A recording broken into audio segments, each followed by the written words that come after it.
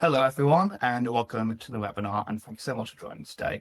My name is Tom, and I head up the marketing at Alps, and it's my absolute pleasure to host Dr. Martin Corlett-Moss today as our monthly webinar expert to cover the key principles of AI. Whilst we go through this webinar, drop all your questions in our Q&A section below. Don't fear asking any question, however silly you might think it might be, as we have an option to ask them anonymously, and we'll go through all those at the end. And without further ado, it's my absolute pleasure to pass you over to Martin to begin. Thank you, Tom. I will just share my screen so that hopefully if I get it right, you can see the right screen and you can see, there we go. I'll just share my screen. Hit allow. There we go. So hopefully you can still see me, which is fine. I've got a series of slides to go through with you. But first of all, I will introduce myself. These are 3 images generated of me in AI. And I really wish I looked half as cool as 2 of them. The one furthest on the left is probably the most accurate. The other 2 clearly look nothing like me at all. So, as Tom said, I'm Dr. Martin Corlett-Moss. I recently picked up my PhD. My PhD is in AI ethics for marketing.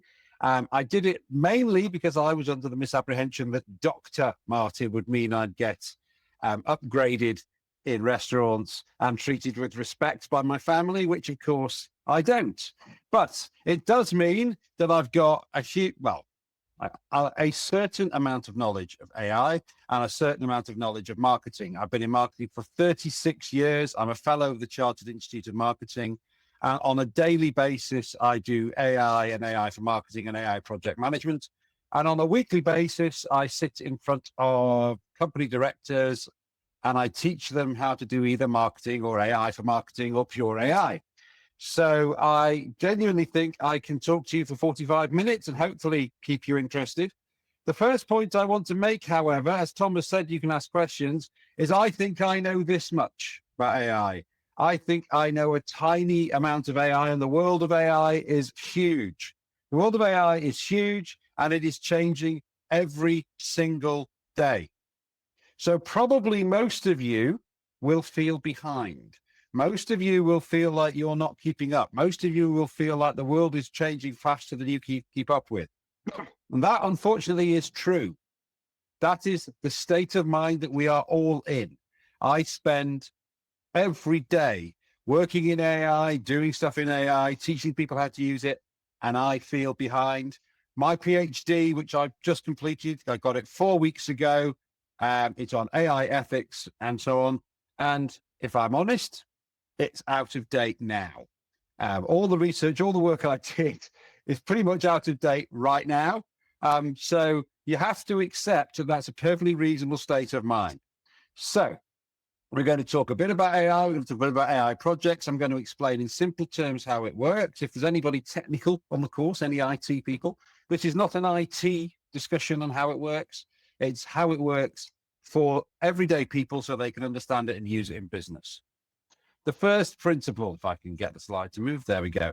I will hopefully scribble up on the slides and write stuff as I go along because it keeps everyone involved. My writing is absolutely appalling, but you will hopefully be able to read some of it. Here we go, there's a pen. Fundamental principle that I learned a long time ago. If you always do what you've always done, you always get what you've always got unless things change. If we always do what we've always done, we always get what we've always got unless things change. Our brains lay down patterns of behavior. We lay down ways of behaving. We become used to certain ways of behaving. Most of you, I would imagine, can drive a car. And most of you can drive a car without even thinking about it. Most of us can drive a car, talk to our friends that sit next to us, tell our children off and listen to the radio and sing along to a song, all at the same time without even thinking about it. And we do that because our brain has laid down patterns of behavior. Our brain is able to cope with these things.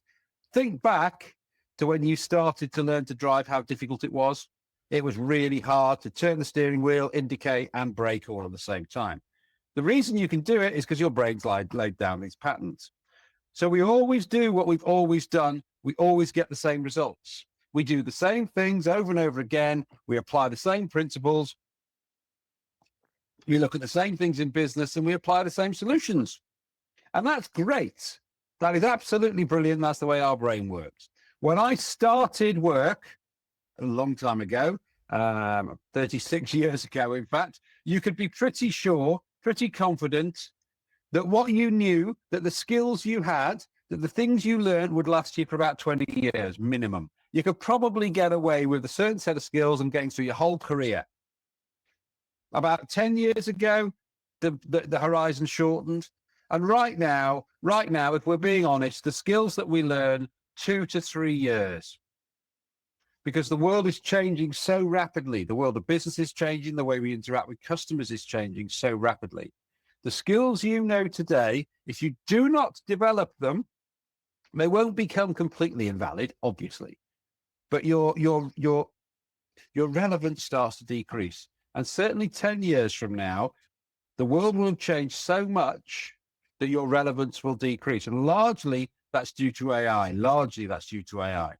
Now, everyone sells AI as this amazing thing that's going to solve all the problems.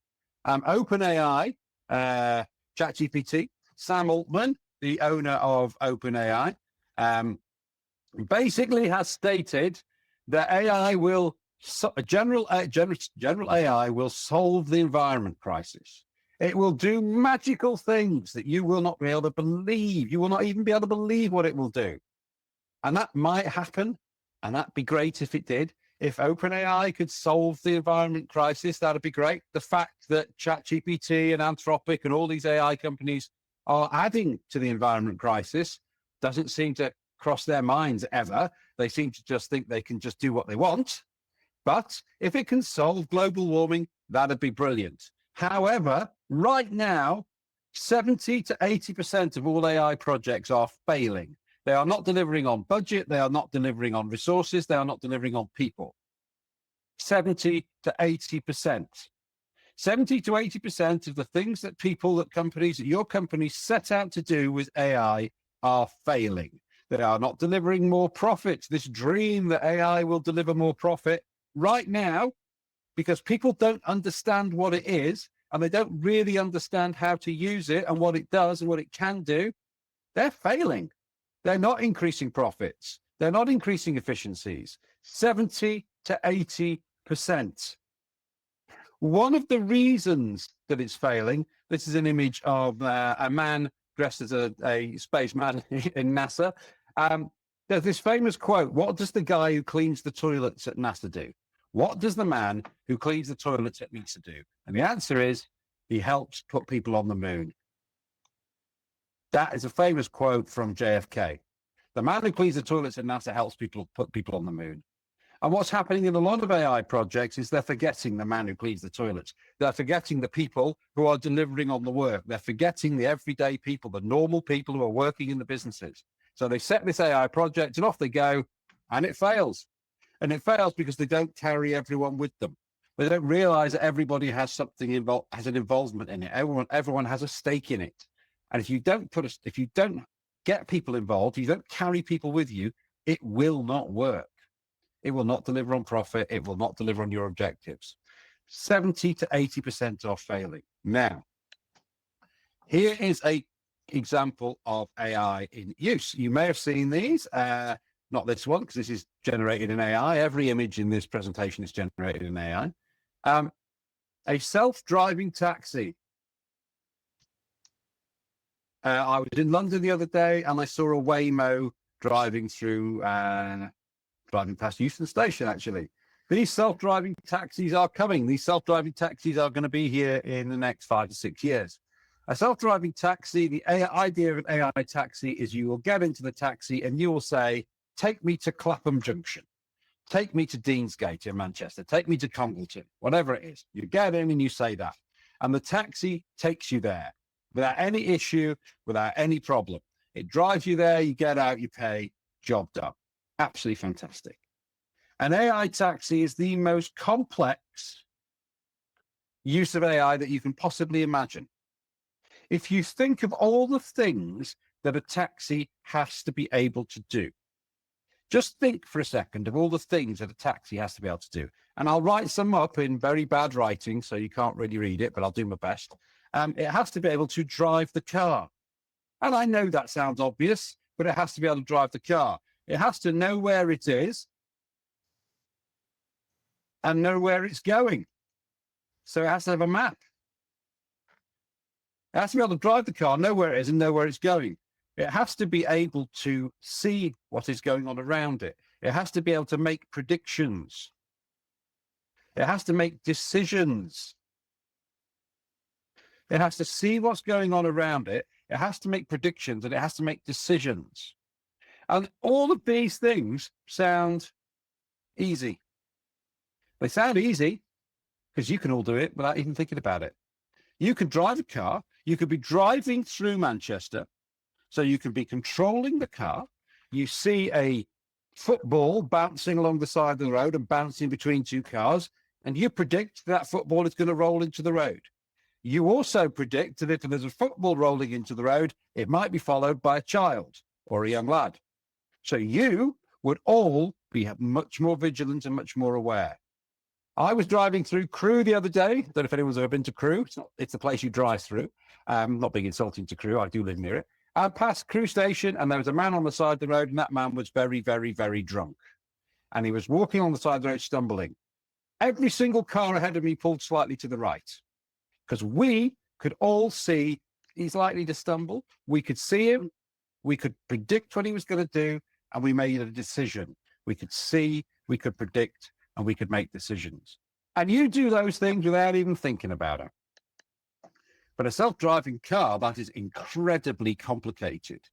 It is incredibly complicated for it to do. Not only does it have to do that, it has to have some values.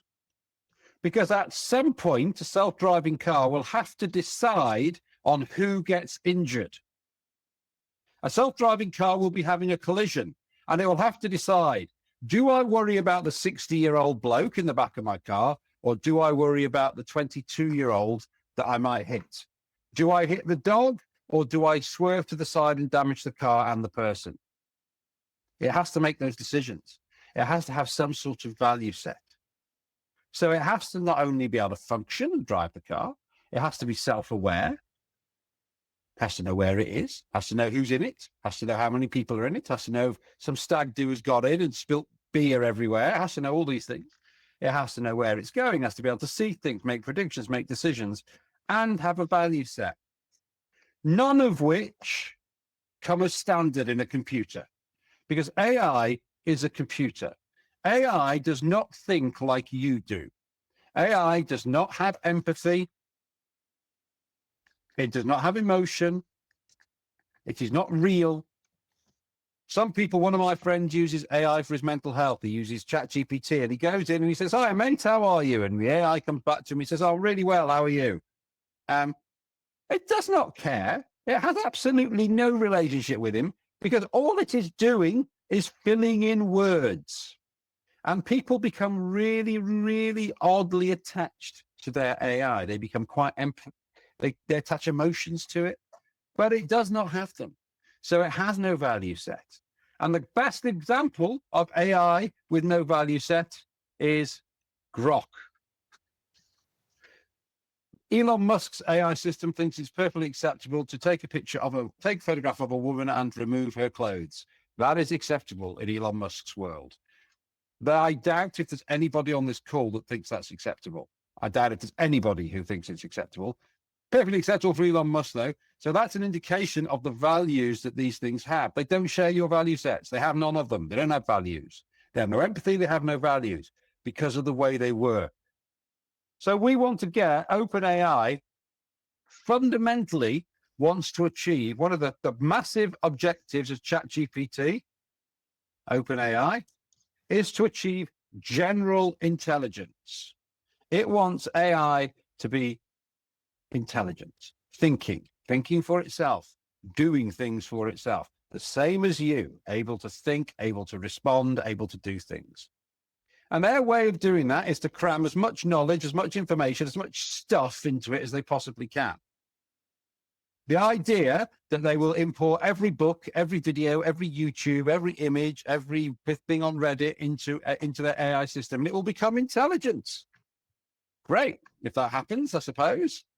But at the moment, we have no idea how the brain works. We don't know how a fly's brain works. And a fly's brain is a considerably simpler thing than yours or mine. Well, hopefully yours. A fly is a much more simple thing than you, and it's still, we did no idea how its brain works. No idea. So the idea that we can take a computer and make a brain out of it is quite a challenge, I would think. The idea that we can take a computer, make a brain out of it, so that when it sees a cat, like you do, it sees a cat. When it looks at an image of a cat, an AI system does not see a cat. If anyone out there has got a cat, you will look at a photo of a cat and you'll have some emotional reaction. You will think, oh, that's a cute little kitten. And you'll think of your own kittens or your own cats, and you will think of them and you'll have an emotion reaction. Absolutely, you can't help it. Or a dog or whatever it is. I just picked a cat because I had some images of cats. AI does not look at a cat and have any emotional reaction to it because they haven't got any emotions. AI doesn't actually look at a cat and see a cat. AI does not look at this picture and see a cat. What it sees is tiny little groups of colored pixels. That's all it sees. So it doesn't actually see. What it does is it counts the different colors and it marks down where those different colors are. And it has learned that this pattern of colors equals cat. This pattern equals cat. It has learned that. And it has learned that by being taught it by somebody, in effect, uploading a picture of a cat and saying, this is a cat. Now, there are loads of ways of doing it, but in basic terms, somebody would have uploaded a picture like this and said, this is a cat. This is a skateboard. This is a car. This is a bus. This is a street light. Somebody has told AI what all these things are. It doesn't know it for itself. It's been told. And you've been doing this. Every time you've gone into Google Capture, if you go into Google Capture and it says to spot all the street lights or tell us all the squares that have got motorbikes on them. That's what you're doing. You are saying to AI, this is a street light. This is a car. This is a motorbike. You are training the AI because somebody has to. And even when you've trained it, all it is doing is recognizing little groups of pixels because it does not see in the same way you do. It does not see. So it does not see pictures. It does not see people. It does not see cats. It does not see children or faces. It sees patterns of pixels because it's a computer. And in effect, computers work in numbers. They work in zeros and ones. They work in ons and offs. They work in numbers, not in anything else. So it converts everything into numbers. Now, it doesn't see a cat. It doesn't see any of this stuff. And equally, it doesn't understand words either. So if you put these two things in, the man ate the shark ate the man, they both contain the same words, but they both have completely different meanings. Somehow a large language model breaks that down, and it breaks it down into queries. And effectively, you don't really need to get your head around this too much. It plots those words in three-dimensional blinking space that none of us can understand, and it looks for connections. It is exactly the same, more complicated, as your phone doing autocorrect. So when you type into your phone, good morning, how are you? The most likely word is you. That is the most likely word to happen because all AI is a probability machine. What it basically does, this is very simplistic, but the thing is, if you understand the way this works, as I say, I train people every week. And I did a course yesterday, 12, 14 directors in big companies. They don't understand how it works any more than anyone else. They haven't got the basics there. So if you have some understanding of how it works, some basic understanding, you've got a bit of an advantage over people. You've basically got the model and the algorithm, and you've got a user interface. So this is the thing. And the thing has had, so this is the thing, ChatGPT or whatever. And it's had data poured into it. So much data you would not believe. Every book. So ChatGPT has had pretty much every book, every video on YouTube, everything off Reddit, everything of various blog posts, everything has ever been written, every image. And interestingly, ChatGPT has had pornography fed into it. That is an acceptable training set for ChatGPT pornography, which does make you wonder about them a little bit, but there you go. So it's had porn fed into it. All of this data is fed in. What it does is you ask it a question and it converts that into a series of data queries and returns the most probable answer.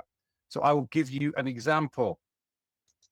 This is Midjourney. Midjourney is an image generation software. This is my account. As you can see, there are images here you can see that I've used in the presentation. If I type in the prompt, give me an image of a CEO of a large insurance company in the UK. Give me the image of a CEO of a large insurance company in the UK. It does not understand the words image, CEO, UK. It breaks that down into data queries and returns the most probable answer. So the most probable answer for a chief executive of an insurance company is him, is him, is him, and it's him. And as you can see, that image is a little weird. That image is a little weird. That's okay. That's pretty accurate. That's okay. I could use that. I could use that in a piece of marketing.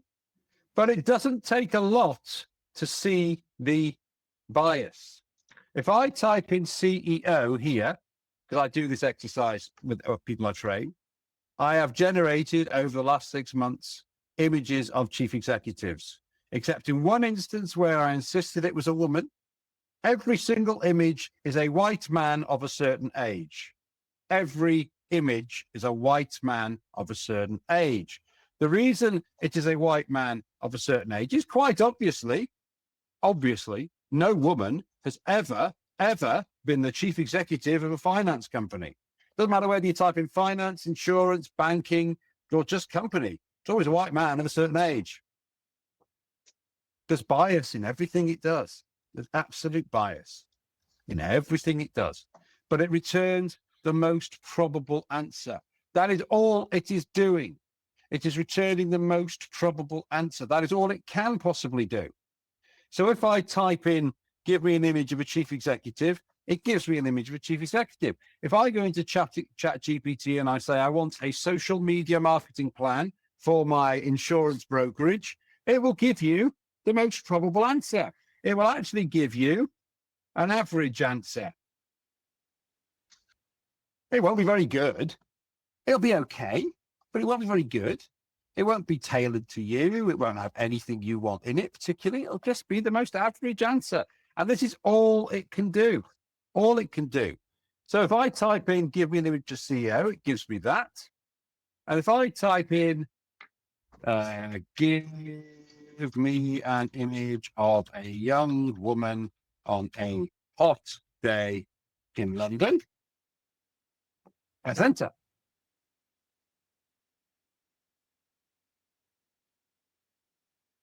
Two seconds later, I've got images and they're great. They're real.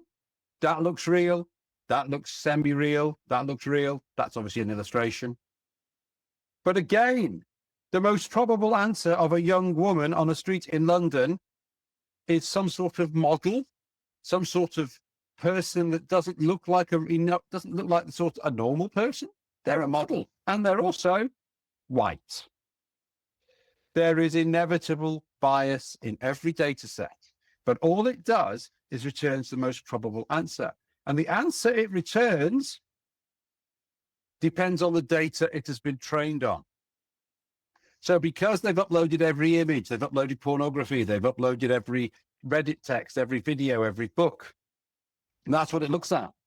So it looks at historical data, and every image that has been uploaded is of a certain person. And none of us upload images looking bad. Very few of us upload images to Facebook or LinkedIn where we look rough, where we look like we really do. We all try to make them look good. There's never been any advertising. Well, there has been some, but very rarely is it advertising with people like me in it, normal people. No, we all use people who look great. So that's the imagery that they've been trained on. That's the images they've been trained on. But that's an extreme example because imagery is easy to see. Whatever you use AI for, there is bias in the data. If you use it for invoice recognition, there is bias in the data. Every single set of data that has ever been used for any AI system is biased. But if you remember, it just returns the highest probability of being right. That's even more complicated by the fact that probability stacks up. So if you do an AI system that's got 3 steps in it, so something that records your calls, feeds them into your boss, so it records your calls, feeds them into your boss, and produces a report. 3 steps. Fairly standard, fairly simple. Now, I've used simple numbers. Step 1 has got a 90% chance of being right. Step 2 has a 90% chance of being right. Step 3 has a 90% chance of being right. But because step 1 has a 90% chance of right, by the time step 2's happened, it's only 81%. By the time step 3's happened, it's 73%. The more layers you put on an AI system, the less likely it is to be right. The more layers you put on an AI system, the less likely it is to be right. So you might have an AI system that records calls, that transcribes them, that produces reports, that feeds those reports into your boss. And because your boss gets 10 reports, your boss then puts those reports in to get a summary. That's pretty standard. That's not unusual. Every single step in the process, it is returning the most probable answer. Now, it might be 99.999% right. Great. That'd be great if it was. Might be 99.99999% right. Irrespective, the more steps you put in, the lower this probability goes. So the self-driving taxi, obviously you can't particularly answer this question because you're not got your microphones on. How infallible does a self-driving taxi have to be? What would you accept as a level of failure on a self-driving taxi? I ask this question when I do training with people, and the answer is always, if I can get my pen to work, that'd be nice. Yep. 0%. 0%. I've got to get in there. I've got to say, take me to Deansgate, and it takes me to Deansgate. Reality is, though, think of all the things that this is doing, all the layers that are stacking up. The chances of it being 0% are 0. It will never be 0. It can't be 0. And an AI self-driven taxi is the most complicated thing. But even on something as simple as, let me record a call, let me transcribe the call, feed in a report to my boss, who then gets 10 reports and feeds them into something else, the probability stacks up. So you have to be aware of that. And this is one of the reasons why people get fed up with AI, because it doesn't work the way they think it does. You have to keep your prompts narrow. You ask one thing at a time. One thing at a time.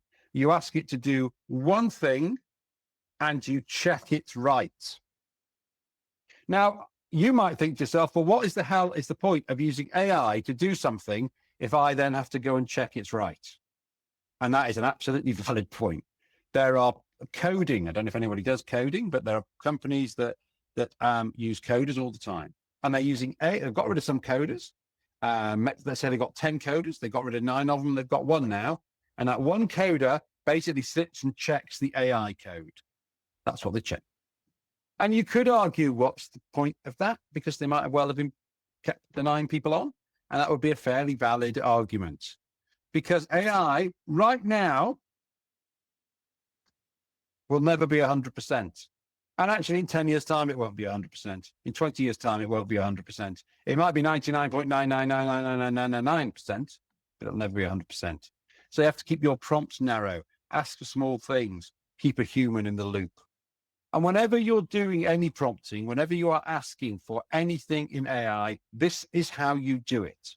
And again, as I said early on, if you think you're behind, if you think you don't know what you're doing, that's okay. Because every single person on this call, including me, thinks they're behind. You know, I did a course yesterday and I sat down afterwards and thought, that bit I've just done is irrelevant. That bit actually is no longer valid. That bit's changed. We are all behind. Just accept that as a state of mind. That's fine. What you've got to do, though, is minimize the chances of your AI being wrong. And the way we do this is called race. Race question mark. And this is the way you write your prompts. If you go into ChatGPT, Claude, Copilot, don't care what system you use, have this in your mind. Because if you have this in your mind, you will get better results. Because if you want a social media marketing strategy for an insurance broker, you can go into ChatGPT and say, give me a social media marketing strategy for an insurance broker. And that social media marketing strategy will be an average result. And it will come back and it will tell you, you need to do 4 posts a day. And you need to do a post on LinkedIn, a post on TikTok, a post on Instagram, and a post on something else. And you've got to do 4 a day. And I know that there will be people on this call whose bosses have come to them and said, because I've had this, I get this from clients, oh, why aren't we doing 4 posts a day? Why aren't we doing 10 posts a day? Why aren't you writing copy in this way? Why aren't you doing this? Because they've gone on to ChatGPT and ChatGPT has told them that's what they've got to do.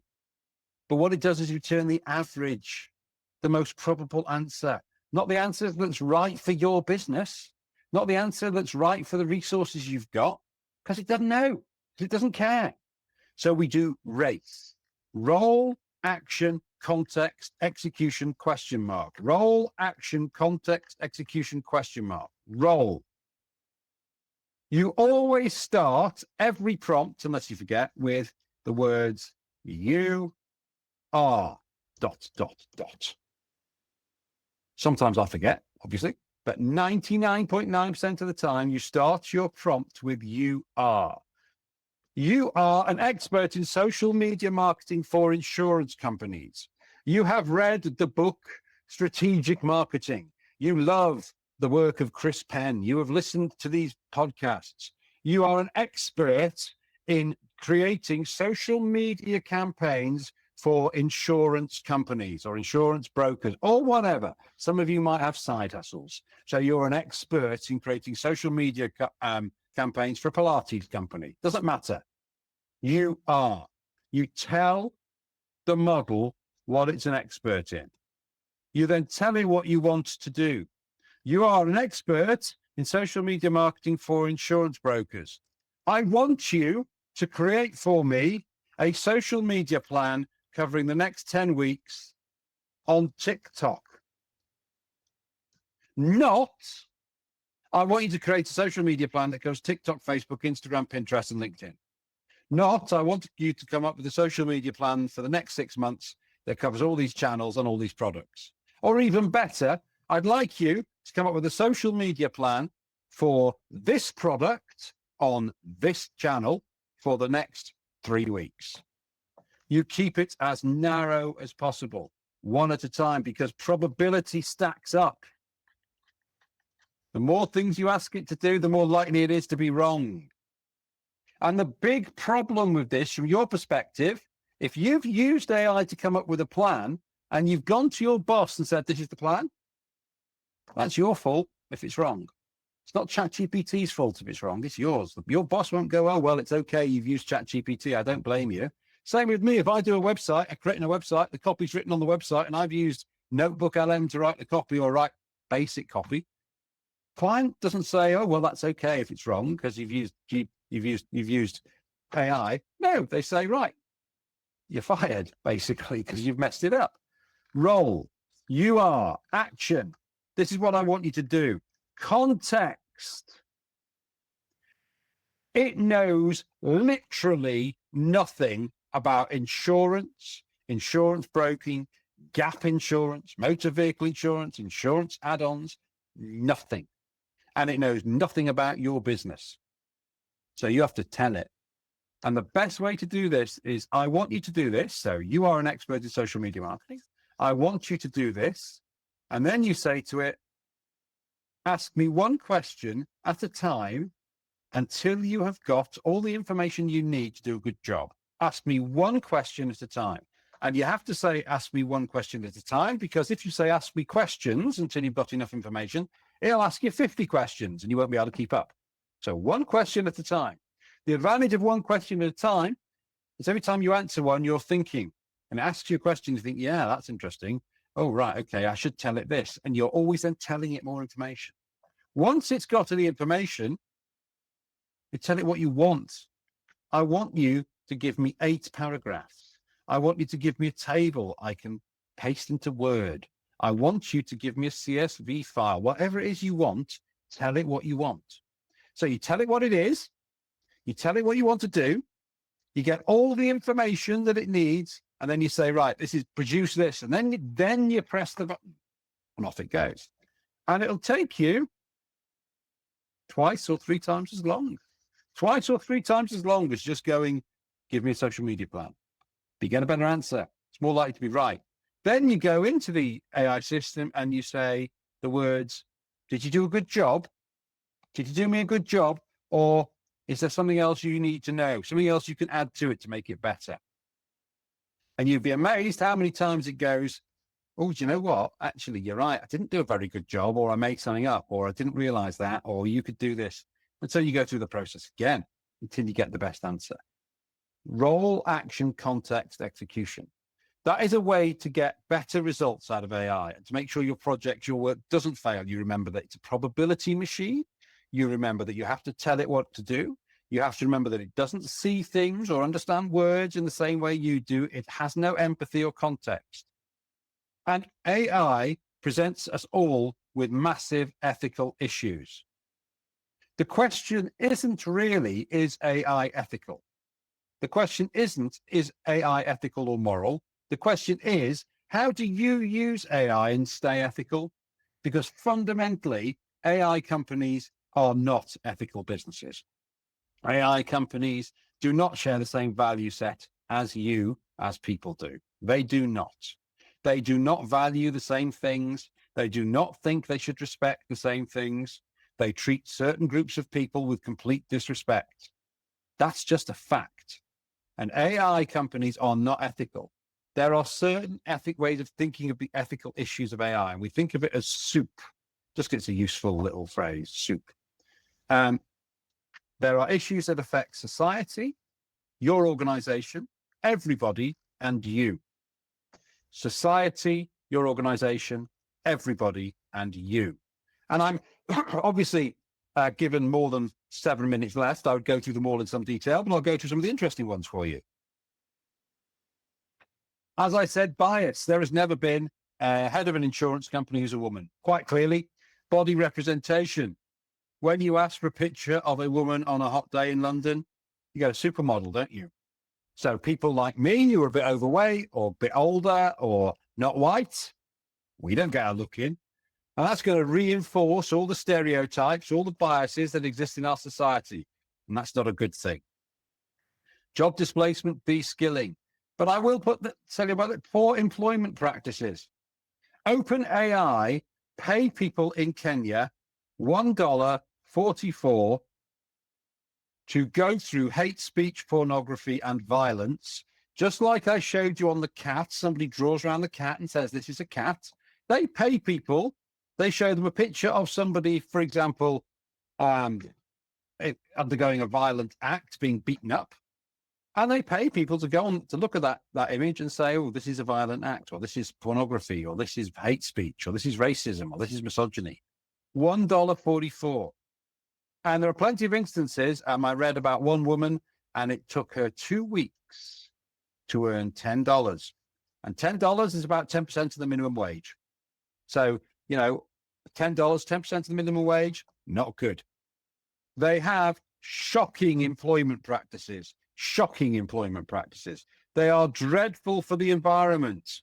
Every question you ask on ChatGPT uses, in effect, 1 glass of water, 1 pint of water, drinkable water.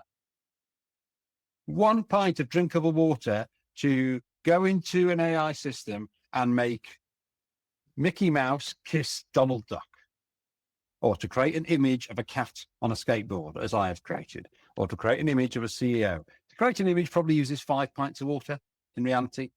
Dreadful for the environment, awful for the environment. Manipulation and scams. Right now, anybody out there who's a parent, in the last 5 weeks, 6 weeks, I've had 3 texts from my daughter saying, Dad, this is my new phone number. Can you store it for me? Or Dad, I'm stuck. I've got a problem. Can you give me some money? and I ignore it and you ignore it. But even today, even right now, because I can see Tom's picture there on the screen, as can you, I can take Tom's photograph, I could create a video of Tom, and I could ring up his family with his voice and say, I've got a problem, we need 50 quid. And people have been ripped out of their life savings by AI. Massive issue for you as you move forward through life. Inequality, general AI, I don't think that's a massive problem. The AI bubble. Every technology is a bubble at some point. And at the moment, the AI companies are selling you something for £10 that costs them £50. So it costs them £50. I mean, these are made up figures, but it costs them £50 when you do a question. It costs them £50 to produce an image on Midjourney, and they charge me a tenner for it. That's a pretty appalling business model. I don't think any of you could go to your boss and say, do you know what? I've done this great deal. I've done this massively great deal with this company. We're going to sell them 500 policies. And each of those policies, we're going to sell them to them for £1. But yeah, they're going to cost us 20 quid each one. So we make 500 quid, but it's cost us £2,000. None of you could do that. None of you. But that's what the AI companies are doing. So we've got lots and lots and lots of different issues. De-skilling and job displacement are major issues. But the other one of the big issues is relationships. There are some sad people out there who have emotional relationships with their AI. There's a person in the UK who's married to her AI, and there's a bloke who has a relationship with his AI, and that's going to increase. It's going to increase over the next few years. It may not be like you see on the science fiction films where all the AI, where they have proper relationships with it, but it's getting there. And AI is just computers. It's just numbers. It's just autocorrect. It's just ridiculous. Massive issues with data protection, impact on you, liability and accountability. You do something in AI, whose fault is it? It's not your fault. It's not AI's fault if it's wrong. And then we've got all of these other ones. The question isn't, is AI ethical? AI companies are fundamentally unethical. Any company that thinks it's acceptable to use pornography to train its data set so it can produce better pictures of women is an unethical company. Any company that thinks it's okay to pay somebody $1.44 an hour to look through hate speech is an unethical company. Any company that thinks it's acceptable to use 1 pint of potable water, drinkable water, for every question, and they take that water from dry parts of the world which need it more than they do, is an unethical company. The only issue you've got is you have to damn well use it the same as I do. I use it every day. I use it all the time. Got no option. I use it. How do you stay ethical? How do you balance that up in your brain? You'll all think that you're decent human beings. I think I'm a decent human being. I think I respect people. I think I have a sense of a value set. I use AI that I know has no value set whatsoever. AI is not there to, AI companies are not actually there to support you. What they're there to do is make money for themselves. And what you've got to do is understand that and use it as best as you can for yourselves. But you absolutely have to keep on top of it. Because I can't see any of you. I can't see your faces. But I assume that you're all younger than me, because I'm 60. So 15, 20 years from now, I'll probably still be working. I'd like to keep relevant. You guys and women, you guys, you're kind of, I'm assuming, 20s, 30s. You've got to be relevant in 20 years' time. You've still got to be earning a living. You've still got to be there. You've got to still be fresh. You've got to be up there. You've got to understand things. And if you always do what you've always done, you will not get the same results. You will not be in the same position in 5 years' time as you are now. Because when I started, as I said, you could be pretty sure that your skill set would last for about 20 years. Got 2 or 3 years now. So you've got to do things. Listen to podcasts. Keep yourself, use this as a springboard to start thinking about it. This isn't a one-off, this is a summary in 45 minutes. Find yourself an AI podcast that you like and listen to it. And listen to it every week. And read books or do something to research. Because you all have to be relevant in 5, 10, 15 years' time. So I have to keep to time, so I shall stop the share. I very much want to keep that. I struggle to keep to time because obviously I talk about this for days to people, so I can talk forever. And I'm not even talking now when Tom wants to say something, so I'm carrying on talking and he wants to say something. So over to Tom. No worries. Thank you again, Martin, for that. It's a great session as always. Definitely a lot to take on board. I've done a few sessions with Martin in the past regarding AI, and there's always just so much to learn. So I know I'll be rewatching this I think at some point to get it all on board. We've got some time for some questions now. I've got a few lined up already, so I'll go through them now. But if anybody in the chat has any questions they want to ask, however silly they think it may be, drop them in the Q&A section. And we'll questions are, in fact, silly questions are better than sensible questions. So I'll start with one of the biggest ones, thing that most people are worried about, especially if you work in claims support or roles like that. And that's the ongoing question of whether AI will really replace people and if it will take jobs. That's a massive question, and it's a massive question for everybody on this call. It's a massive question for me, and the answer to that is yes. AI will take jobs. We can dress it up in various ways. We can blather about it, but at the end of the day, yeah. The only people who say AI is not going to take jobs are the AI companies, and the AI companies are saying things like, "Well, it won't take your job; it'll just change your job into something else." Well, the AI companies the value on the stock exchange of the AI companies is based in simplistic terms. In simplistic terms, the value of the AI company is based on two things. How many jobs will it replace? And how many companies will pay, or how much are they willing to pay to replace those jobs? So if I can get rid of Tom and I can replace him with AI, I might be willing to spend 10 grand a year for that. It's cheaper, I don't know, but I might be willing to. That's what the value of these companies is based on. Whether the AI can do it right or do it better is a whole other question, but it will take jobs. So your challenge actually is to make damn sure that you're the last one standing. What will unfortunately happen, I think, my gut feel, is that it will take jobs. The AI will not do as good a job as you guys, because it can't, because it's a probability machine. And then the company that used to employ people will suddenly think, damn, we've got this AI system. It's not doing a good job. We better bring people back, because that has happened. They've gone out there, they've replaced it with AI, and they've realized, oh, it isn't doing me a very good job. So I need the people back because actually it doesn't work. So the other thing in your business, it might not be so bad actually, because there's got to be some humanity in what you do. You're talking to people as human beings. And I know there are rules and, processes, but you've got some humanity, you've got some empathy, you've got some ability to deal with people. And that's one thing AI can never do. But my advice to everybody, and I've got kids, my advice to everybody is make it so that you're the person who they think is brilliant. Make it so that you're the person who understands it. Because you're the person who understands it, and you're the person that uses it best, you're not likely to be replaced. But the whole value is based on replacing jobs. So yes, it has to. Not a good thought, really, is it? A big one, I think, especially for everybody in insurance, as it's a heavily regulated industry where you're constantly being watched or fined or all of the above. Do you think that companies can use AI ethically? I think companies can use AI ethically as companies. I think Alps can use AI ethically because Alps is an ethical company, and I'm sure all of your businesses are ethical. So I think your company can say, we're going to use it ethically.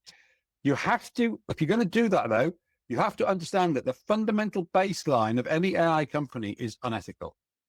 The fundamental baseline of any AI company, any AI organization, it is absolutely not an ethical organization. It does not have a value set.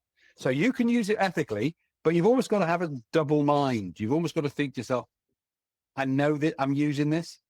I'm not going to do certain things, but I know I'm using a tool that has no value set. So yes, companies can use AI ethically. However, and I'm not talking about anybody's company, just from experience here, there are companies in this world who will use it completely and utterly unethically, and some of them might be on this call, I don't know, who will use it to monitor their staff, who will use it to do all sorts of things that they shouldn't necessarily do. If you want to see companies that do that, Facebook, Amazon, Apple, all these big companies are using it and they're not using it particularly ethically, because the temptation is it can save me time, save me money.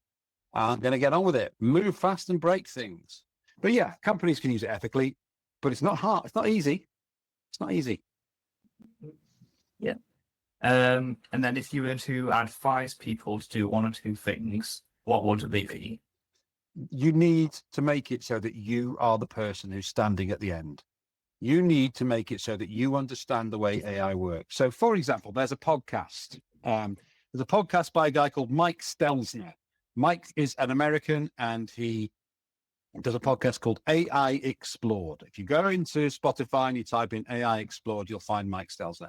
It's a real American podcast. It is a podcast where he basically sits there and he goes, "Hey, my name's Mike Stelzner and welcome to the AI Explored podcast." And he speaks like that. He's brilliant. I listen to it every week, and I live in AI, and I listen to it every week, and I learn something every single week. And last week I was listening to it and I thought, you know what, I'm missing a trick here. I'm not doing the job right. Something's wrong.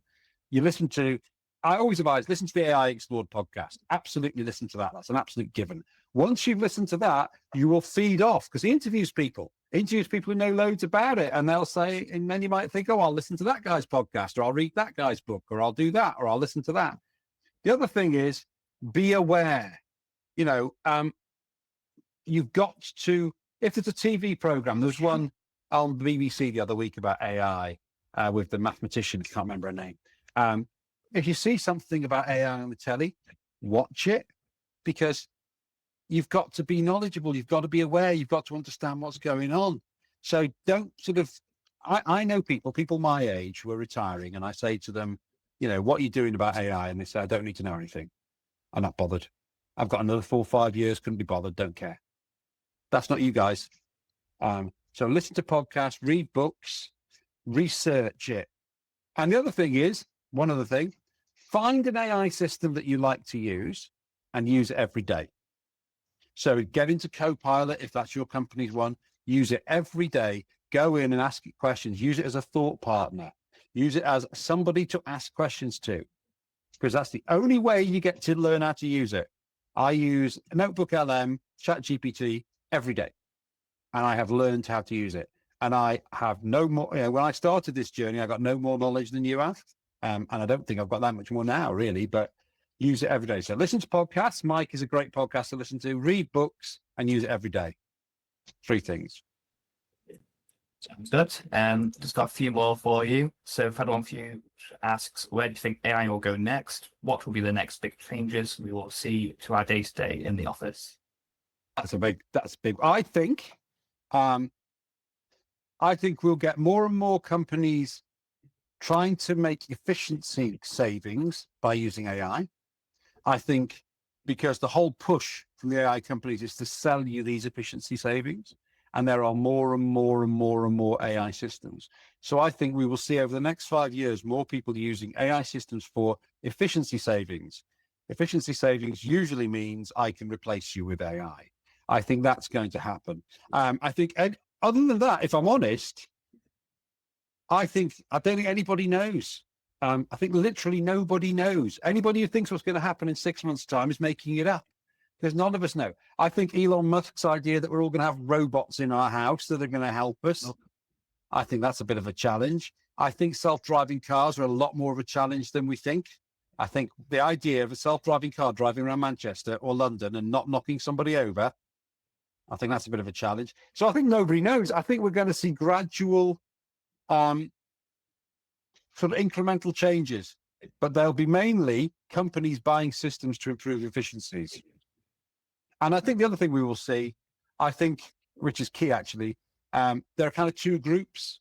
There's people, I know Tom's got an opinion on AI, use of AI. There are people who don't really like using AI, and there are people who are happy to use AI. And I think the people who don't really like using AI because they have objections to it will slowly shrink, because we've got no choice. And we'll all end up having to use it.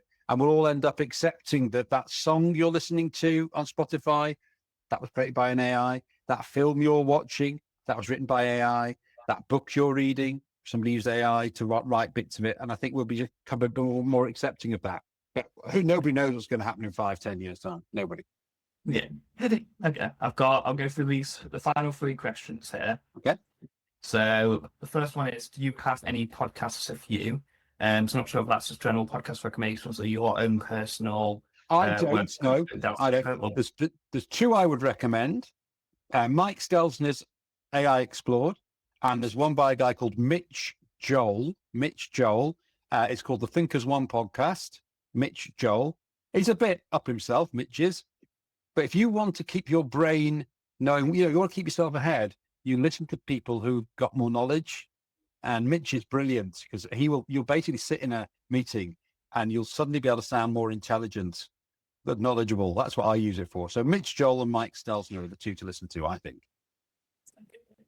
And then what career would you advise your children or grandchildren to go into? Teaching. I genuinely, I advise them either to get on the bus. One of my sons in marketing, and I am helping him get on the bus, understand how it used.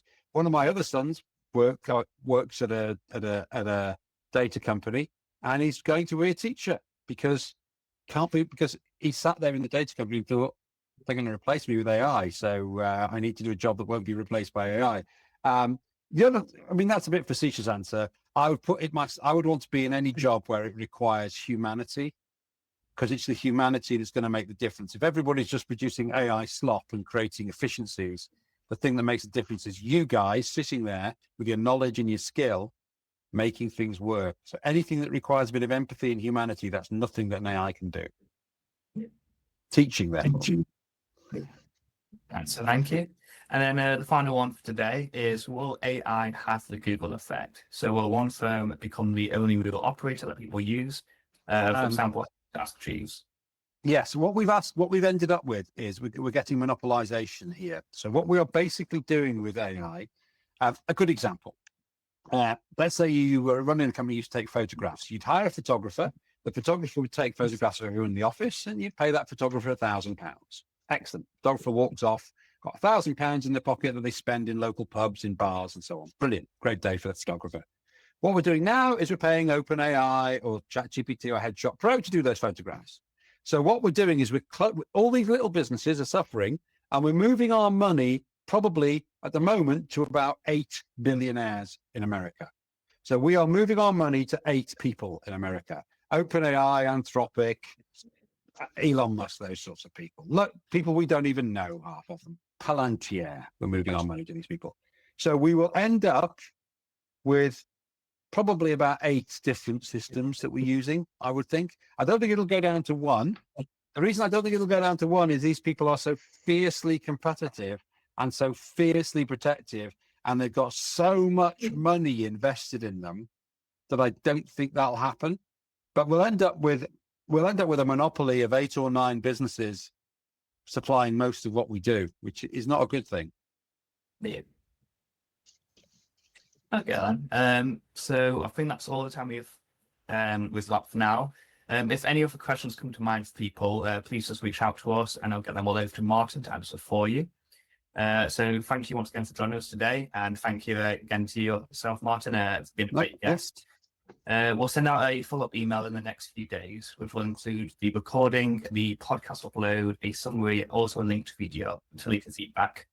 And then if you keep your eyes on our social emails, we'll announce our next webinar in the next few weeks, and we look forward to hosting you all again.